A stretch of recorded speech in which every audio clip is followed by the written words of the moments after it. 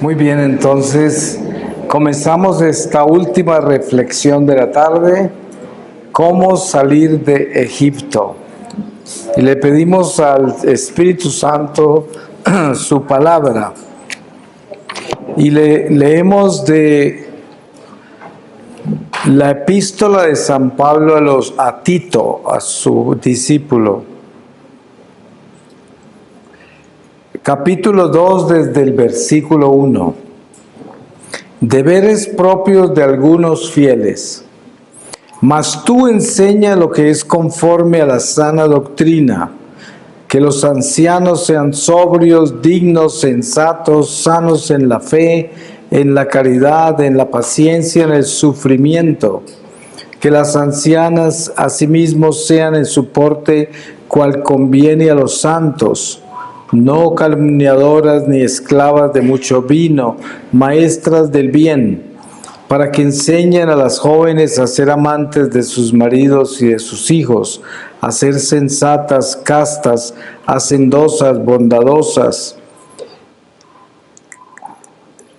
sumisas a sus maridos, para que no sea injuriada la palabra de Dios. Exhorta igualmente a los jóvenes para que sean sensatos en todo. Muéstrate dechado de bellas obras, pureza de doctrina, dignidad, palabra sana, intachable, para que el adversario se avergüence, no teniendo nada malo que decir de nosotros. Que los esclavos estén sometidos en todo a sus dueños, que sean complacientes y no les contradigan, que no les defrauden, antes bien muestren una fidelidad perfecta para honrar en todo la doctrina de Dios nuestro Salvador. Palabra de Dios. Pues nosotros entendemos por Egipto lo que conocemos del Antiguo Testamento, que es pues un imperio donde el pueblo de Dios fue esclavizado, que originalmente fueron allá porque los hermanos que son los patriarcas vendieron a su hermano menor y ese terminó salvándolos después de una hambruna terrible porque él se convirtió, José, en un hombre muy importante en Egipto. Ya conocemos la historia. O sea, inicialmente los judíos llegaron a Egipto primero por un pecado que fue vender a su hermano, segundo por una gracia que fue la bendición que Dios le dio a José, al niño que era un alma víctima de sus hermanos, y luego un faraón muchos siglos después esclaviza a los judíos porque se habían multiplicado mucho y además era gente muy talentosa y de mucha prosperidad económica, y los envidiaban, los odiaban y los esclavizaron. Entonces Dios los sacó de Egipto de manos de Moisés, eso lo sabemos. En el Éxodo, que dura 40 años, que van a una tierra prometida en la tierra, Dios se dedica a limpiar a ese pueblo de la idolatría, de todo lo que se había contaminado ese pueblo en Egipto, que era del paganismo egipcio. Y ustedes saben que habían días en que morían más de 20,000 por tentar a Dios, por adorar dioses falsos, por la fornicación, por muchos pecados. Y así los fue formando, los fue educando. Muy pocos lograron pasar a la tierra prometida, ni siquiera el profeta Moisés logró pasar.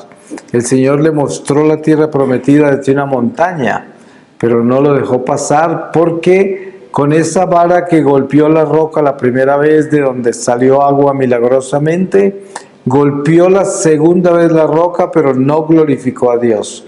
Y por eso, porque es un acto de idolatría, él no pudo pasar a la tierra prometida. Son cosas increíbles porque uno no se imagina que un profeta de ese tamaño pueda cometer un error así, pero tense en cuenta que todos en antaño, el rey David, el rey Salomón, el rey Saúl y todos estos personajes tan grandes cometieron errores también grandísimos. Y eso nos enseña a todos nosotros la fragilidad de nuestra vida, que a pesar de grandes bendiciones, no necesariamente vamos a triunfar en todo si no nos cuidamos todos los días. Entonces, San Pablo tiene una imagen muy bonita de Jesús, llamándolo el Moisés que bajó del cielo. Entonces, esa imagen de San Pablo nos muestra que ese Moisés que bajó del cielo, bajó a Egipto a sacar a su pueblo a la tierra prometida en el cielo, que es la Santa Jerusalén de luz. Entonces ya estamos hablando de un cambio inmenso en la peregrinación del pueblo de Dios hacia la gloria de Dios. Al principio, Dios prepara a los hebreos para la encarnación de Jesús. Entonces los saca a la esclavitud, los limpia de la idolatría de Egipto y les da una tierra prometida en la tierra. Nace el Mesías y ya viene lo que San Pablo dice, un Moisés del cielo. Y ya viene a sacarnos de la tierra para llevarnos al paraíso que estaba cerrado por culpa del pecado original. Y el Mesías es el único que podía abrir esa puerta para que la humanidad regresara a la gracia original, que es la inmortalidad, porque Él nos trajo la vida. Entonces, en esta imagen podemos ver que Egipto es el mundo. Ese es Egipto. Hoy les contaba yo en mi testimonio que después de haber rechazado la confesión en esa iglesia que el Señor me mostró, que fue el momento en que me alejé de Él, ¿se acuerdan que yo les dije que comencé a caminar hacia el sur de la ciudad? Y el Señor comenzó a mostrarme toda mi vida a través de los años de la separación de Dios y internándome en el espíritu de la idolatría, del mundo. Y esto es lo que sucede con nuestra vida terrenal. Cada uno de nosotros tiene que entender dónde está. A nosotros como católicos se nos enseña por la doctrina católica que nosotros vivimos en el destierro. Y Jesús nos lo confirma en su diálogo con Pilato el día de su juicio ante él. Cuando Pilato lo llama rey o le pregunta si es rey, y Jesús le responde, tú lo has dicho, yo soy rey. Pero mi reino no es de este mundo. Si lo fuera, mis ángeles vendrían a rescatarme. Pero esa enseñanza nos demuestra a nosotros la enseñanza de ese Moisés que vino del cielo a sacarnos de Egipto, del mundo. Porque Egipto representa los reinos de la tierra. Egipto representa el culto a las cosas materiales. Egipto representa el culto a sí mismo, que es el amor propio, el egoísmo. Y esto lo vemos en el pecado original, porque la tentación a Eva de la serpiente fue, si comes de esa fruta seréis como Dios. ¿Y qué hace Eva? Quiere ser como Dios. Come la fruta y entró la muerte, porque no es posible ser Dios. Nosotros, de la única forma que podemos ser, es si Dios es en nosotros, de lo contrario nunca seremos. Por eso muere el hombre, porque pretende ser Dios. ¿Y cómo va a pretender ser Dios? Es como un pescado pretender respirar afuera del agua. no puede, se salió de la vida. Entonces, entendiendo muy bien que estamos en el destierro, entendemos que estamos en el Egipto que las Escrituras presentan, que es un mundo que está amparado en su amor a la creación y a las criaturas, a los tesoros naturales, y no tiene absolutamente ninguna relación con Dios. No le conviene, no le interesa. Prefiere adorar dioses falsos, y los dioses falsos se los fabrica. Por eso en el desierto, en el Éxodo, ustedes se dan cuenta que ellos fabrican un becerro de oro porque querían adorar algo, un dios falso, para buscar lo que necesitaban, mientras Moisés pasó tanto tiempo con Dios en la montaña. Ellos perdieron la fe, se desesperaron y actuaron como actuaban en Egipto, que cada vez que tenían alguna necesidad, tenían alguna situación difícil, pues construían un dios falso y lo adoraban y le ponían comida y lo alababan, y eso es lo que hacían en Egipto y lo hicieron en el desierto. Y Dios estaba furioso y los quería eliminar. Ustedes ahí ven cómo Moisés intercede por ese pueblo. Pero localizándonos en el día de hoy, a donde nosotros pertenecemos, que estamos más allá del Antiguo Testamento, todas estas imágenes del pueblo de Dios en el Éxodo y en Egipto y en la tierra prometida son, como dice San Pablo, una advertencia y una enseñanza para nosotros que vivimos en el día que se apellida de hoy. Por lo tanto, mirando hacia atrás, nos damos cuenta que en esta escuela de almas de la que hablábamos en la reflexión pasada, vemos la pedagogía de Dios, cómo Dios va educando a la humanidad, la va preparando para poderla dejar regresar al paraíso. ¿Se imaginan lo grave que fue el pecado original? Miren ustedes cuántas generaciones han pasado. Billones de seres humanos han pasado por la tierra en el destierro por causa del pecado original. Y es tan grave que Dios se hizo hombre para podernos enseñar cómo regresar. Porque dense en cuenta que Jesús vino a enseñarnos cómo amar, porque eso es lo que perdimos con el pecado original. ¿Por qué Eva pecó? Porque perdió el temor de Dios. ¿Se dan cuenta que ella perdió el temor de Dios y por eso pecó? Porque quería hacer todo lo contrario a lo que Dios les había dicho. Y entró la muerte. Eso es lo que trae la desobediencia, la muerte. Y la muerte entró. Y por eso la redención en Jesucristo quiere decir vida. Jesús vino a completarnos. ¿Y qué nos faltaba? Nos faltaba la vida, porque la habíamos perdido.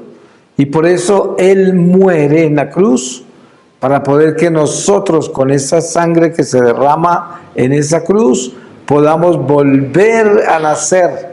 Por eso Jesús le explicaba a Nicodemos que tenemos que nacer de nuevo del Espíritu. Ustedes se dan cuenta que a partir del momento en que Jesús muere en la cruz y luego resucita, todas las promesas de salvación eterna del Mesías son místicas. ¿Por qué? Primero, nos dice que estará presente entre nosotros todos los días de nuestra vida hasta que Él regrese. ¿Y cómo? Pues está presente en la Eucaristía en forma de cuerpo y sangre. No lo podemos ver, pero en fe creemos que ese es el Señor en esa hostia. Está presente entre nosotros por medio de su Santo Espíritu. No lo podemos ver, pero actúa. Es como el viento, no lo podemos ver, pero vemos que mueve las hojas de un árbol, vemos que sopla, si nos exponemos a él nos sopla a nosotros también, o sea que sabemos que está ahí. Y este es el Espíritu Santo también. Él está soplando en este momento entre nosotros, porque el Espíritu Santo le habla a nuestros corazones y nosotros sabemos que es Dios hablándonos y que el corazón nuestro está abierto cuando Dios nos habla, porque Él nos creó y la voz de Dios es inconfundible. Tenemos la audiencia para Él inmediatamente, porque distinguimos la voz de nuestro pastor. Muy sencillo. Entonces, el Señor quiere que nosotros entendamos algo muy importante, y es que estamos en Egipto, no estamos en el paraíso. Este mundo es un mundo de destierro. Estamos acá porque estamos castigados. Esa es la razón por la cual estamos en el mundo. Estamos en el mundo y nos vamos a morir en este mundo porque es parte de un castigo y de un destierro. Y de la única manera que podemos salir de este castigo y no quedar castigados eternamente, o sea, condenados, que es lo que quiere Satanás, es si nosotros nos acogemos a la palabra revelada de Jesucristo en el Evangelio. Es de la única forma que saldremos de acá. Y entonces Jesús nos explica muy bien dónde estamos. ¿Ustedes se acuerdan cuántas veces lo explicó? En una de ellas dice: no acumules tesoros en la tierra, porque aquí se lo comen la polilla, el óxido, se lo roban los ladrones. Acumula tesoros en el cielo. ¿Qué tesoros en el cielo? Pues es algo místico, espiritual. Los tesoros que acumulamos en el cielo es el amor que damos, los frutos bienaventurados del amor que damos, la obediencia a Dios, las almas que le llevamos a Dios. El apóstol Santiago, al final de su carta, que es muy corta, dice que la forma más rápida para reparar, enmendar nuestros pecados confesados es llevándole a Dios a la gente. San Juan también lo dice en otra parte. Y está claro que el don más grande que Dios nos puede dar a nosotros es asegurarnos que en esta corta vida que llevamos, nosotros podamos llevarle a Dios al corazón de la gente. ¿Y cómo se lo lleva uno? Porque no son solo las palabras, ¿no? Las palabras pueden con todo. Es el testimonio, es nuestra transformación, el cambio de vida, la coherencia, un corazón circuncidado, como hablábamos antes. Esto es lo que realmente hace posible que yo sea esa vasija de barro que lleva el tesoro, y que desde mi vasija de barro que soy yo, el Señor actúe y se sirva a las almas para que las almas lo conozcan y se salven. Eso es. Entonces, teniendo en cuenta que hemos sido advertidos que vivimos en el destierro, entonces lo que debemos hacer es ser buenos administradores de lo que Dios nos confía en esta vida temporal.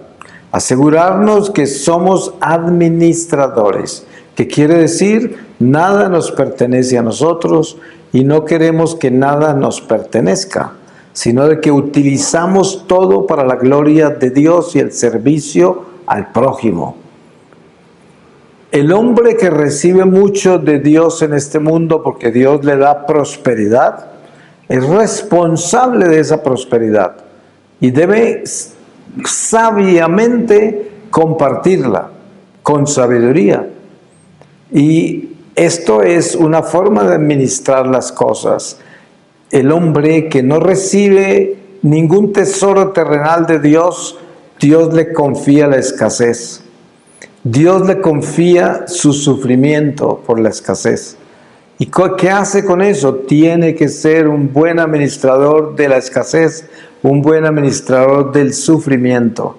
Ustedes han conocido gente muy pobre que está en paz, que escasamente tiene los zapatos que tiene puestos ahí, los tiene bien gastados, que no tiene nada y que a veces pasa hasta hambre y dificultades, pero tiene una sonrisa así y es una persona totalmente amable, querida, servicial, no se queja de nada, por el contrario te da consejos para que te fortalezca la vida y Dios, y no tiene nada, nada.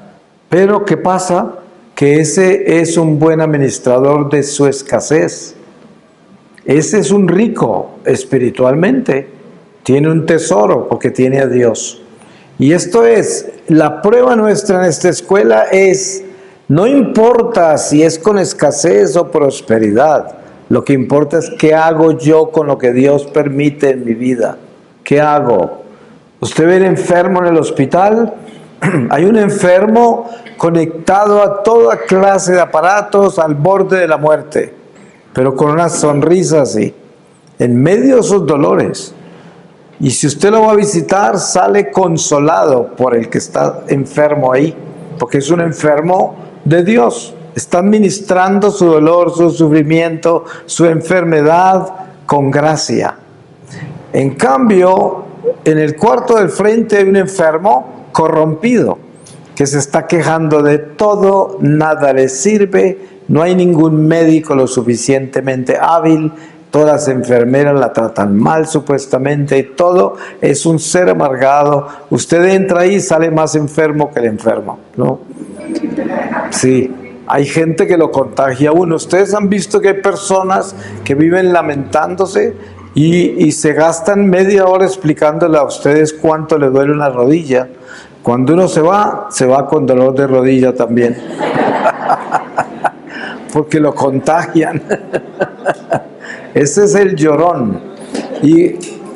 Pero un buen administrador no es alguien que se queja de nada. Un buen administrador asume su vida en Dios. Y todo lo que vive, lo vive glorificando a Dios porque es un buen administrador. Entonces, la gracia de entender el destierro y darnos cuenta que estamos de paso y que ningún problema permanece porque todo va a pasar, sin importar lo terrible que sea. Si es muy terrible y no tiene forma de cambiar, en la tumba se soluciona. Así de que tiene cambio, tiene cambio. Por eso dice el refrán, no hay mal que dure 100 años ni cuerpo que lo resista, ¿sí? Porque eso es lo que quiere decir. Entonces, teniendo clara esa realidad humana nuestra, nos damos cuenta que lo que necesitamos es valentía para ser buenos, como decíamos antes. Necesitamos tener paz en el corazón, necesitamos tener confianza en Dios y abandonarnos en Él para que sin importar lo que sucede en nuestra vida, nunca vayamos a tentar a Dios diciendo por qué, ni nos vayamos a quejar de la vida, a echarle la culpa a otro. ¿Ustedes saben lo fácil que es culpar a otro? Echarle la culpa a la mamá, al papá, al esposo o a la esposa, o al hijo, o al vecino, o al presidente, o quién sabe a quién, ¿no? Siempre otro, menos yo. Pero un buen administrador nunca culpa a nadie. Un buen administrador vive lo que tiene que vivir, lo asume como debe asumirlo, sin quejarse ni dudar de Dios ni de nadie. Y esto hace que uno no esté en la idolatría. Yo les contaba al final de la pasada reflexión sobre la adoración al Santísimo y cómo el Señor me mostró que una de las formas más perfectas para derrotar la idolatría es la adoración al Santísimo, porque estamos al frente del Dios verdadero. Y si usted pasa ahí lo suficiente al frente del Dios verdadero, no queda un solo Dios falso en su vida, porque ese Dios que está ahí, que es el Dios verdadero, se encarga de limpiarle su vida y de sacarle la idolatría, porque entonces Él se convierte en el Dios verdadero para usted también. A Él le está dando usted el señorío. Usted es capaz de levantarse a las 3 de la mañana e irse a adoración al Santísimo por 2 horas, cuando usted debía estar acostado bien tranquilamente en su cama. Sin embargo, lo sacrifica y se va a estar con Él, porque Él es más grande que su descanso. Él es el Señor y usted puede sacrificar su descanso por Él, porque Él es más importante que todo lo que usted haga. Y entonces ahí está uno de los secretos de cómo combatir la idolatría. Miren ustedes esto. Cuando una persona tiene el poder de ofenderlo a uno, de quitarle la paz, de hacerle daño en muchas formas, uno está adorando a esa persona aunque usted no lo crea. Porque una persona que tiene tanto poder sobre usted es un ídolo. Porque si no fuera un ídolo, ¿de dónde saca el poder para quitarme la paz? Hay gente que dice, ay, es que mi tío es tan difícil, o mi mamá, o mi hijo, mi hermano, quién sabe quién. No, lo que es difícil es que usted no sabe que ese es un ídolo. Usted no puede adorar personas. Si una persona es muy difícil, déjala que se quede difícil ella solita, ¿no? Pero que no le quite la paz a usted. ¿Sí? Una persona puede ser lo que sea, pero usted nunca le puede dar el poder para que le haga absolutamente nada a su corazón. Eso se llama idolatría. Muchos padres de familia caen en la idolatría con sus hijos y los convierten en ídolos. ¡Qué error tan grande! Porque eso no se puede hacer y le hace daño a los hijos. Uno tiene que tener una relación saludable espiritualmente con todos los seres humanos. Tiene que aprender a amarlos en Dios para nunca adorarlos. Por eso hablaba yo antes de lo importante que es tener el corazón limpio. Sin nadie ahí más que Dios. Porque si uno tiene a alguien en el corazón que no es Dios, tiene un ídolo, ahí no puede tener uno a nadie, es solo Dios, nada más. Y desde ahí, de ese corazón con Dios, amo todo lo demás. Entonces el amor es perfecto, es un amor bueno. Y entendiendo eso, aprendo a dejar la idolatría. ¿Se acuerdan que yo les hablaba del ejercicio espiritual, de lo que es mirar uno todas las cosas materiales que uno tiene o que colecciona y atreverse a actuar sobre eso? Como por ejemplo, de pronto usted tiene una colección de zapitos ahí que le costó mucho, ¿no? Y esos zapitos la están mirando. No me vayas a botar, ¿no? Y usted no se atreve a tocarlos, porque esos zapitos ya ocupan un espacio en su corazón. Miren una cosa, todo lo que nosotros poseemos ocupa un espacio en nuestro corazón. Si esta mesa es mía, esta mesa me tiene a mí, yo no la tengo a ella. Esta mesa es un objeto y este objeto me tiene a mí. Yo tengo que darle espacio, limpieza, la tengo que mantener, ¿sí? Entonces, si yo no la tengo para algo verdaderamente necesario, ¿qué tengo? Pues tengo una posesión, tengo un ídolo. ¿Por qué lo tengo si yo no lo necesito? ¿Esto para qué es? O sea, uno cae en esto sin darse cuenta. Y sin darnos cuenta en este mundo material, estamos sumergidos en la idolatría.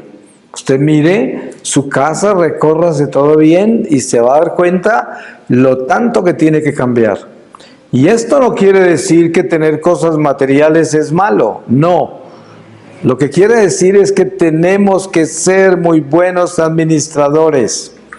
Ustedes no se pueden imaginar la salud espiritual que ustedes ganarían si ustedes se vuelven meticulosos en las posesiones materiales que tienen y las que desean. Porque ¿saben cuál es la posesión más grande que uno tiene? La que no ha alcanzado a conseguir todavía, pero la quiere, ¿no? Esa es la más grande. Si uno se muere, ese deseo tan grande que tenía es su mayor tormento. Por eso jamás puede uno apegarse a nada que no haya conseguido y que desea conseguir o a lo que ya tiene. Porque esas son posesiones que no se mueren con la muerte, siguen con nosotros. Y salir de eso en el purgatorio es un trabajo terrible, terrible. Miren, ¿cómo será que yo he estado en exorcismos donde un espíritu ya condenado, un alma maldita, apenas entra en el poseso, lo primero que dice es pedir cigarrillos, ¿no? Humo. O algunos piden alcohol, porque ese fue el vicio en el que murieron y todo, y siguen todavía con ese vicio. Y ya están condenados, ya se fueron de este mundo, pero como entran en la carne del alma que tienen posesa, entonces vuelven a sentir el vicio que tenían en la carne y actúan el mismo y piden el vicio que tenían. Entonces, des en cuenta cómo es de fuerte la atadura a las cosas que tenemos mal tenidas, mal administradas, se voltean contra nosotros. Entonces, por eso es muy importante que tengamos una disciplina tal que usted se atreva a mirar todo lo que usted tiene y asegurarse qué va a hacer con eso y si lo necesita. Si usted logra hacer eso bien, le aseguro que obtendrá una paz y tendrá una libertad como nunca la ha sentido antes, porque se da cuenta que usted se ha liberado de una cantidad de cosas que usted no tenía por qué tener. Así es. Y esto parece como tan sencillo, pero es profundo espiritualmente. Espiritualmente es muy importante, más de lo que uno se imagina. Entonces, uno sin darse cuenta, especialmente en el mundo de hoy que está intercomunicado y globalizado, por las redes sociales estamos en contacto con el mundo entero en un instante, sin darse uno cuenta, uno adora ídolos, deportistas, actores, millonarios, científicos, políticos, y sin uno darse cuenta los adopta y los tiene como ídolos, los admira y se preocupa por ellos. Y ya crea usted un ídolo ahí falso, porque son personas que usted ni conoce, sin embargo las adoptó en una forma equivocada. Y esto es muy importante, limpiárselo de su vida y de su corazón. Usted no va a querer que en el momento de la muerte aparezca una persona de estas en su juicio personal y el Señor le va a decir, ¿y ese qué hace ahí? Eso no es bien, eso no es bueno. Por eso debemos ser muy meticulosos con esto y darnos cuenta que en el libro de la vida todo está anotado. Por eso es tan importante la confesión. Ustedes se dan cuenta que la confesión es una oportunidad tan grande que limpia y renueva el libro de la vida. Más grande que eso no lo pueden imaginar. ¿Se imagina lo que uno llegar a la confesión y renovar plenamente el libro de la vida? Eso es lo que hacen las indulgencias plenarias también, cuando uno las hace bien. Porque hay gente que se olvida que para verdaderamente adquirir una indulgencia plenaria se necesita un acto de contrición perfecto. Y mucha gente no sabe qué quiere decir eso. Acto de contrición perfecto. Si no lo hace, no hay indulgencia. No se la da el Señor. ¿Por qué? Un acto de contrición perfecto es aquel que usted se va antes de confesar ante el Señor y le dice, Señor, he pecado, te he ofendido, yo me arrepiento, dame la capacidad de sentir el dolor y la conciencia de la dimensión del mal que he hecho con este pecado y del nivel en que te he ofendido. Y dame la fuerza, Señor, para asegurarme que en mi corazón yo tenga la decisión hecha de que prefiero morir que volver a pecar de esta manera. Este es un acto de contrición perfecto, cuando yo decido eso, cuando el pecado se convierte en el mal que es, en mi conciencia, y yo lo confieso y lo siento así, y me doy cuenta que así de malo es ese pecado. Y de que así he ofendido a Dios. Porque ustedes se dan cuenta que lo fácil que es confesarse y salir absuelto y como si nada, ¿no? Confesé, me absolvieron, salgo en gracia y siento una paz. Pero ha habido ahí verdaderamente dolor del pecado que se cometió, conciencia de la dimensión del pecado y las consecuencias que tuvo. Lo más seguro es que no. Porque no ha habido un acto de contrición perfecto. Entonces, las confesiones son confesiones muy débiles. Muchas son inválidas, porque no son sinceras, no son reales. Pero para que nosotros entremos en un camino donde la idolatría esté sometida y superada, tenemos que entender dónde están nuestros ídolos. ¿Quiénes o qué son nuestros ídolos? Eso lo debemos tener. No le podemos hacer culto al estómago. Ustedes saben que la gula es un pecado capital. Y mucha gente tiene como ídolo el estómago, el vientre, y no ven cómo adorarlo. Pasan por el frente de algo que les gusta y, ay, yo sé que a ti te gustaría mucho, ¿no? A ese Dios que vive en la barriga, ¿sí? Y esto es un pecado capital, porque una cosa es comer para vivir y otra es vivir para comer. Son dos cosas diferentes. El que vive para comer tiene un ídolo en el estómago y ese ídolo le gana la carrera, porque usted vive esclavo de mantener ese ídolo contento. Y si usted no tiene esa barriga contenta, usted está miserable. Como dice el refrán, barriga llena, corazón contento. ¿Por qué? Porque es un Dios, ¿no? Entonces, esas cosas son las que uno tiene que cuidar. Otro Dios que subliminalmente camina con nosotros es el Dios del afecto humano.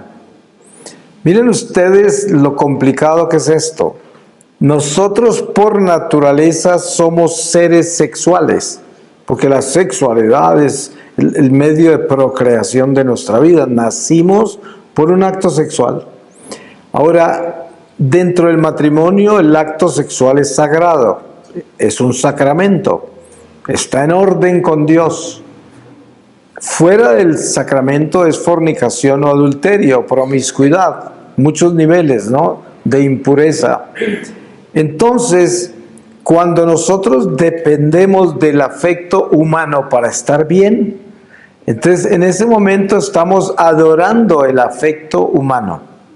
Porque el afecto humano debe ser un complemento, no una atadura. Si usted ama a su esposo o a su esposa, o ama a sus amigos o a su familia, y un abrazo de una persona que usted quiere es muy saludable, es reconfortante, es lindo, nos fortalece, pero depender de eso para yo estar bien, eso ya es una atadura y es un ídolo, porque estoy adorando el afecto. Yo no puedo adorar el afecto humano. ¿De qué está hecha la mayoría de la prostitución? ¿De qué está hecho la mayoría de la promiscuidad, de la ausencia de amor, de la incapacidad de amar con el corazón y con Dios? Entonces se buscan ídolos. Se buscan ídolos. La psicología moderna justifica todo eso porque dice, ay, pobrecita, es que tuvo un papá malo y está buscando un papá en todos los hombres, ¿no? Esto es muy cuestionable desde el espíritu, ¿no? Porque la realidad es que si nosotros somos personas de Dios y tenemos fe en Dios y crecemos en Dios, esas reglas no se utilizan, ¿no? No es mis heridas, no fue lo que me hicieron cuando estaba niño, no fue lo que me pasó. Es como si yo viviera gritando y llorando por todo lo que me hizo la guerrilla, ¿no? Todas las torturas que viví por 6 meses, el dinero que me robaron, todas las cosas que me hicieron. Si yo viviera en esas heridas, ustedes se pueden imaginar, entonces tendría un temperamento terrible y la gente diría, pobrecito, no le ponga cuidado, es que lo torturaron mucho tiempo. Entonces, mentiras, uno no puede ocultarse y exiliarse en sus heridas, que fue que cuando pequeño le hicieron esto o aquello. Si somos hijos de Dios, si realmente tenemos a Dios, no podemos convertir nuestras heridas en un ídolo, no podemos. No podemos manipular a nadie con las heridas, porque precisamente, miren ustedes, todo lo que le pasa a Jesús, si alguien puede hablar de heridas, es nuestro Señor. Y la enseñanza de Él es que Él pide perdón por los que lo hirieron, por los que le hicieron daño. Todo lo contrario al que está ofendido por sus heridas, o atormentado, o amargado, o angustiado. Es verdad que nosotros llevamos dentro de nosotros cicatrices, llevamos memorias de todas las cosas que nos han pasado. Si usted tuvo un accidente aquí en la esquina, cada que pase por ahí, ese accidente está ahí. ¿Cómo lo va a borrar? ahí está. Pero usted no puede decir, ay, yo nunca vuelvo a pasar por ahí porque ahí me accidenté, ¿no? Pues eso ya es una tontería, ¿no? Porque, ¿cómo así? Si la esquina no tuvo culpa del accidente suyo, ni de los edificios que hay, nada tiene que ver con su accidente. Usted tiene que borrar eso, pasar por encima de eso y seguir su vida normal cuando pase por esa esquina. Todas estas son como torpezas en las que el hombre cae por su idolatría. Porque entonces esa esquina se convirtió en un ídolo de terror. Un ídolo que te da miedo o que te asusta. Es un ídolo. Porque todo lo que le quita la paz a uno es un ídolo. Eso es lo que es. Entonces, este mundo material es una enseñanza muy grande. Yo les doy un ejemplo práctico. El mismo cuchillo que corta un pedazo de pan también apuñala a un ser humano y lo mata. ¿Podríamos decir que el cuchillo es malo o bueno? No. El cuchillo es un instrumento. Lo que puede ser malo o bueno es la mano que empuña el cuchillo, no el cuchillo. Entonces, el mundo material es un instrumento. Y nosotros somos responsables de utilizarlo para bien o para mal. Entonces, al final, la forma de atravesar este destierro por este Egipto de la tierra descansa en la fidelidad a Dios, que nos enseña a ser justos y ordenados y a no hacerle culto a nada que sea creación o criaturas, solamente a Dios. Y esto es lo que hace. Miren ustedes de qué están hechas las ideologías de este mundo. Todas están hechas del pecado original. El marxismo, todo este socialismo, ¿qué hace? Construye al hombre en sí mismo. Usted depende de usted mismo. El orientalismo, con todas las filosofías paganas, ¿qué hacen? Construirlo en sí mismo.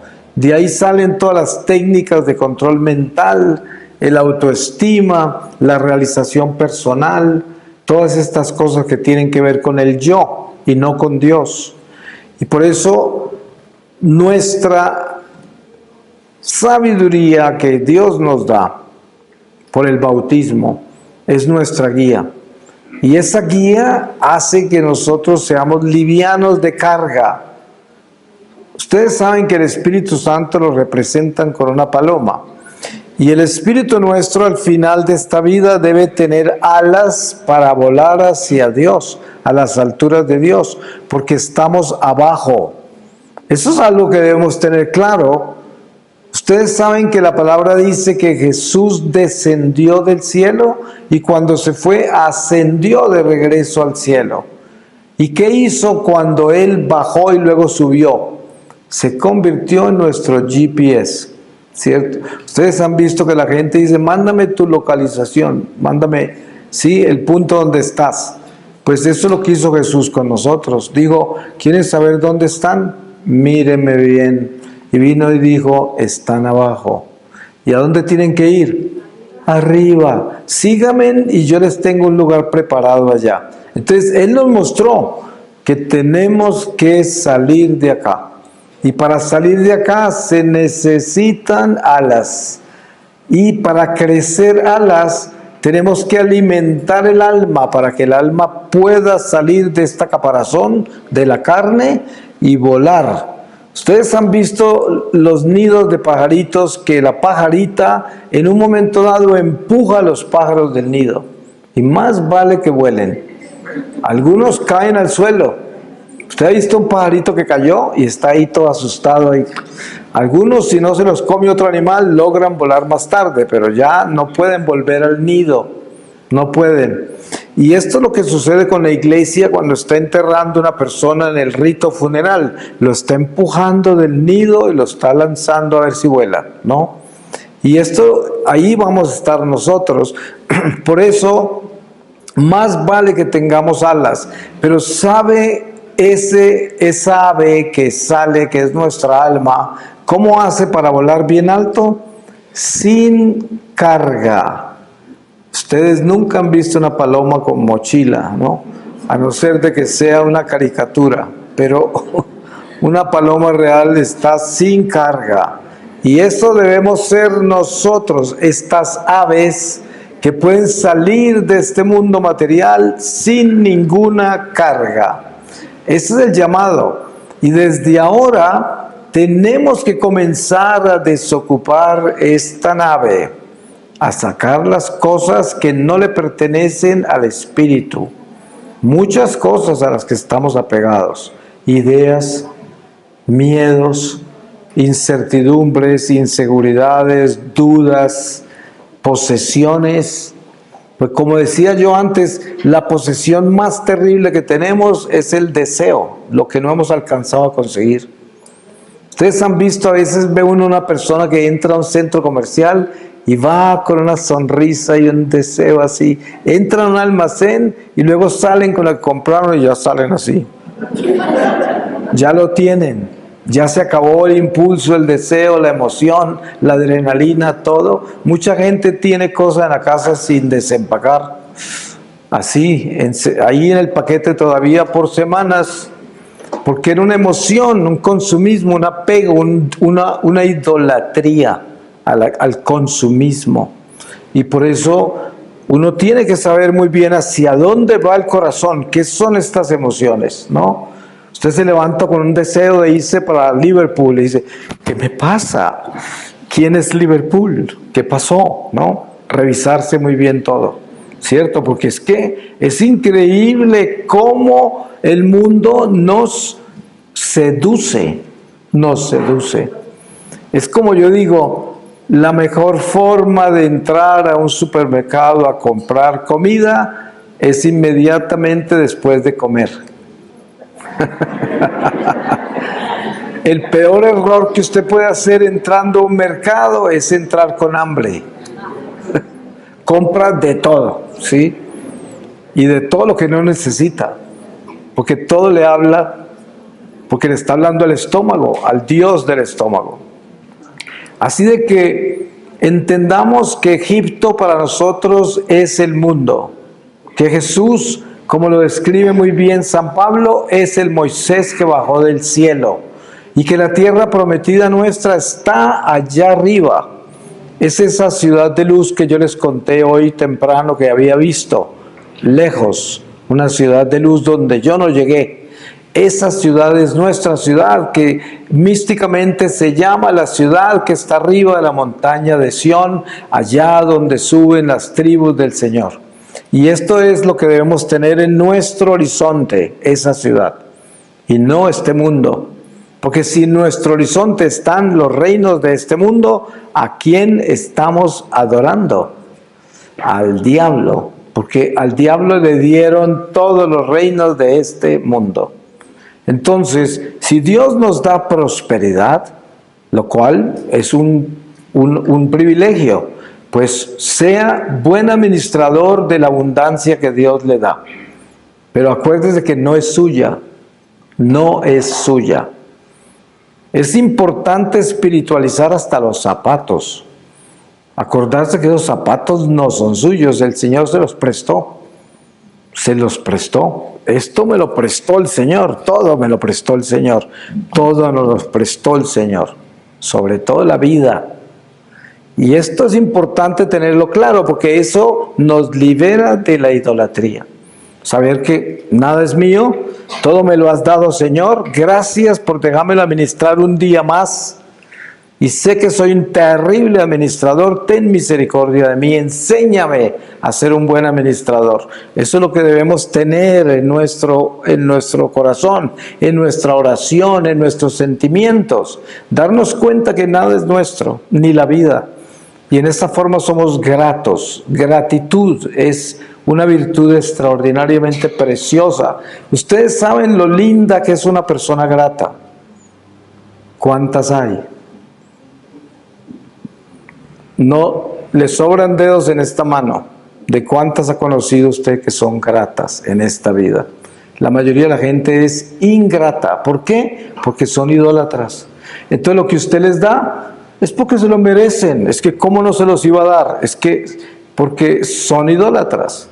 En cambio, cuando una persona está libre de idolatría, es súper agradecida, súper grata. porque lo recibe como un don de Dios. Me diste eso, me amaste, me saludaste, me quieres, me apoyas, esto todo, y es una gracia, es una emoción, y uno lo aprecia y se da cuenta que fue un acto de amor, que fue algo bueno. ¿Cuánta gente hay así? Muy escasa esa gente en este mundo. ¿Por qué? Porque la mayoría de la gente está naufragada en la idolatría. Por eso. Entonces, tenemos que aprender a salir de Egipto. Y salir de Egipto en el corazón, digo yo, porque la salida de Egipto a nivel físico solo Dios la puede producir, ¿no? Que es el día que nos llama y nos saca de acá. Y más vale que estemos listos para volar. Pero teniendo en cuenta que vivimos en Egipto, ya dejamos el amor y los apegos para este mundo. Hay que tener cuidado de asegurarnos que no estamos amando este mundo. Tenemos que amar la vida, pero en Dios.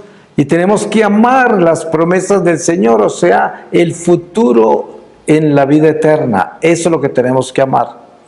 ¿Cuántas almas hay en el purgatorio? En un estado altísimo en el purgatorio, aprendiendo a desear el cielo, porque nunca lo desearon siendo tan buenas.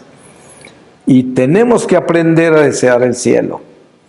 Pregúntense a ver cuántos de ustedes están acá que están deseando el cielo, que se levantan por la mañana y dicen, Señor, asegúrate que yo llegue al cielo. ¿Cuántas veces lo ha hecho? Se dará cuenta de pronto que ni lo ha hecho. ¿Por qué? Está muy amañado acá, en el destierro, y no se acuerda que esté en la cárcel. Usted está amañado siendo preso y mortal, y se va a morir y todo, y está amañado. ¡Qué error tan grande! Uno no puede amañarse con esto.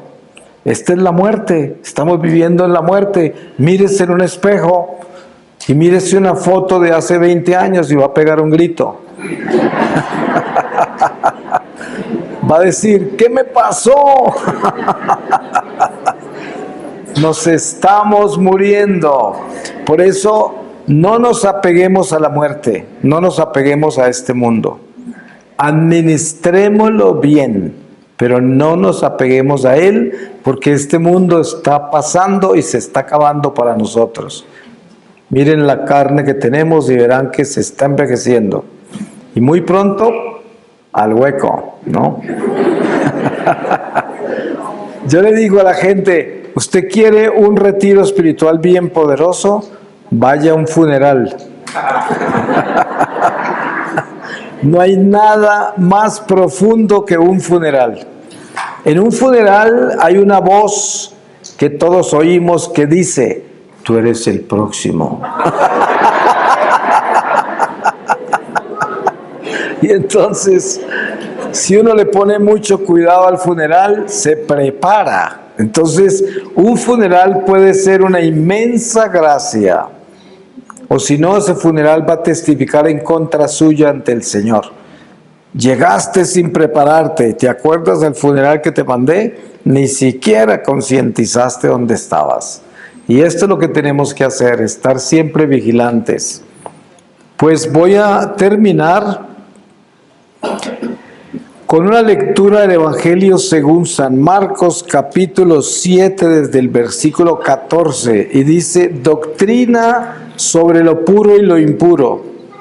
Llamó otra vez a la gente y les dijo, oídme todos y entended, nada hay fuera del hombre que entrando en él pueda contaminarle, sino lo que sale del hombre, eso es lo que contamina al hombre. Quien tenga oídos para oír, que oiga. Y cuando apartándose de la gente entró en casa, sus discípulos le preguntaban sobre la parábola. Él les dijo, ¿con que también vosotros estáis sin inteligencia? ¿No comprendéis que todo lo que de fuera entra en el hombre no puede contaminarle? Pues no entra en su corazón, sino en el vientre y va a parar al excusado. Así declaraba puros todos los alimentos y decía, lo que sale del hombre, eso es lo que contamina al hombre, porque de dentro del corazón de los hombres salen las intenciones malas, fornicaciones, robos, asesinatos, adulterios, avaricias, maldades, fraude, libertinaje, envidia, injuria, insolencia, insensatez. Todas estas perversidades salen de dentro y contaminan al hombre. Palabra de Dios. Pues le damos gracias al Espíritu Santo, que es tan puntual y que le habla directo a nuestros corazones. Y como dice la palabra en algún lugar, si hoy escuchareis mi voz, no endurezcáis el corazón como en Meribá, cuando me tentaron, un pueblo maleado de incredulidad. Por eso debemos estar atentos cuando el Señor nos habla. Pues me ha dado un gusto muy grande estar con ustedes en esta ciudad y darle gracias al Padre de nuevo por la invitación y tener también pues momentos en que hemos estado unidos como en un banquete de corazones del Señor, que es la iglesia, cada uno de nosotros, y pidiéndole a Dios que tenga misericordia de todos y que podamos salvarnos y que podamos llegar al cielo con muchas almas que podamos recoger en el camino. Amén. Amén.